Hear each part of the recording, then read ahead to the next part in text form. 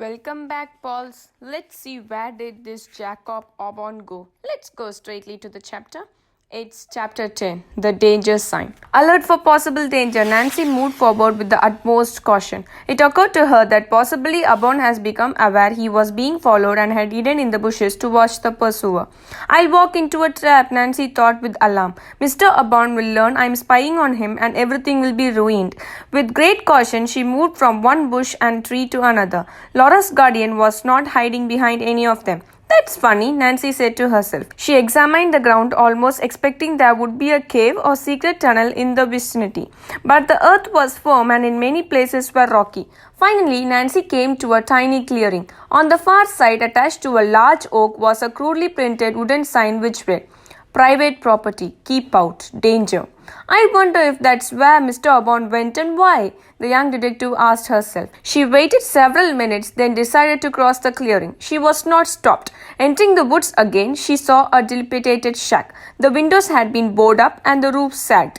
One good gust of wind would blow the place open, Nancy said to herself. She stepped from among the bushes and stood in the shadow of the trees, curiously surveying the building. Was it possible that Jacob Aubon has entered it? Nancy's eyes searched the ground for footprints. Directly ahead in the soft earth, she saw the fresh marks of a man's shoe. Instantly, her suspicions were confirmed. Jacob Aubon has come this way. I'll just have a look on the shack, the young slit decided. After quickly glancing about to make certain she was not being watched, Nancy hurried forward. Tiptoeing across the front porch, she quietly tried the door. It was locked. Nancy walked around to the rat door and found that it was securely fastened. Although disappointed, Nancy was unwilling to give up. Making a complete circuit of the shack, she saw a window from which several boards had fallen. It was too high for her to peer through. Nancy returned to the rear of the building to get an old box that she had seen. She set it beneath the window and mounted it. Pressing her face against the glass, she gazed inside. The room, apparently a kitchen, was bare of furniture and covered with dust and cobwebs. I wish I could get inside, Nancy thought. She was about to climb down from the box when a strange feeling came over her. Though she was heard no sound, Nancy sensed that unfriendly eyes were watching her every move. Before she could turn around and look over her shoulder, a coarse, angry voice barked into her ear. What are you doing here, young lady? Nancy wheeled and faced Jacob Aubon. With as much dignity as she could muster, the girl detective sped to the ground and regarded the man with composure. His eyes burned with rage. I was merely curious, Nancy replied. And may I ask you why you are here? Yes, I'll tell you. I'm looking for my ward. You mean Laura Pendleton? Yes, who else? I thought maybe she was hiding here, but nobody's in the shack. Why in the world would Laura hide in this ramshackle place? Nancy asked, trying to show as much surprise as possible. Search me, Mr. Aubon said, then added angrily, his eyes boring Nancy's. Laura has run away. Run away? Nancy repeated. Yes, yesterday I'll tell you something about that ward of mine. A crafty light came into Jacob Aubon's eyes as he went on. At times she acts unbalanced, think folks don't treat her right. Indeed, said Nancy, pretending to be shocked. By now, Laura's guardian has calmed down. When he spoke again, he was once more the pleasant man Nancy had met at the Montevago Hotel. It's for Laura's own good that she ought to be returned home, he said.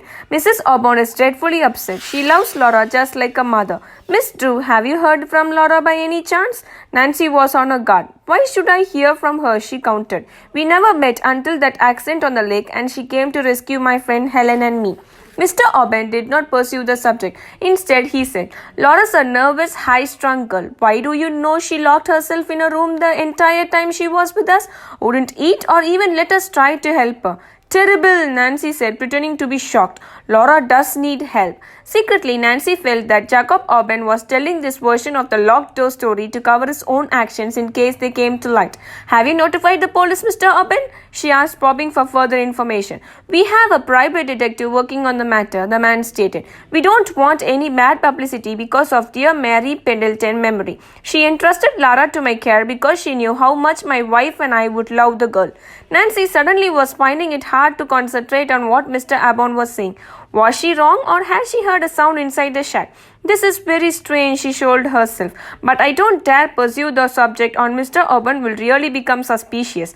Aloud, she said, I certainly hope Laura is all right. Well, I must go now. I have some friends here at Melrose Lake I plan to call on. She paused, then added lightly, in fact, I believe you know them, Mr. Auburn, the Donnell family. The man looked startled, then recovered himself. Oh, yes, fine family. Say hello to them for me, please. Nancy promised that she would. Since Mr. Auburn made no move to accompany her, she said goodbye and walked rapidly back to the spot where her convertible was parked.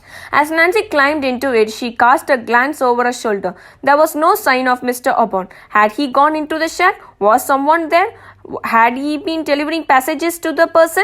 Nancy started the car's motor and backed out to the main road. As she drove along, her thoughts was entirely on Mr. Auburn. She had no doubt but that man had been lying about Laura's behavior. I must find out more about that man, Nancy decided. Reaching the highway, she stopped at a service station, had the gas tank of her car filled, and asked directions to the Donnell's home.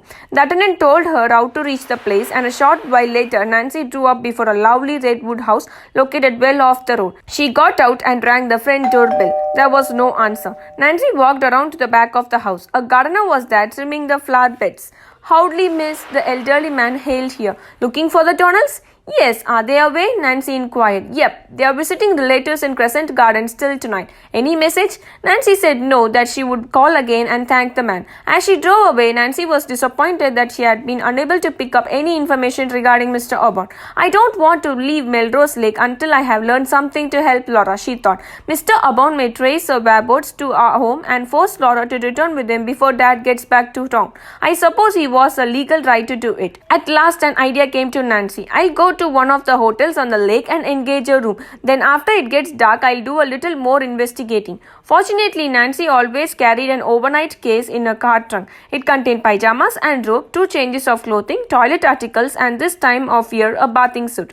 Presently, she saw a large white building ahead of her. Its green lawn sloped down to the sandy beach. On the stone pillar at the side of the driveway was the sign, Beach Cliff Hotel. I think I'll stop here, Nancy decided. She parked the car and entered the pleasant lobby. In a few minutes, she had registered and been taken to a comfortable room overlooking the lake. I'll telephone home, Nancy said to herself, and tell Hannah where I am. As Nancy planned the call, a chilling thought suddenly popped into her mind. Perhaps the detective whom Auburn has engaged had already traced the runaway girl and knew Nancy had not told all she knew about Laura. If so, Nancy might find that her guest has already been whisked away from the true home. Oh my God, will the detective find Laura? Stay tuned for the next chapter, guys. Have a happy day.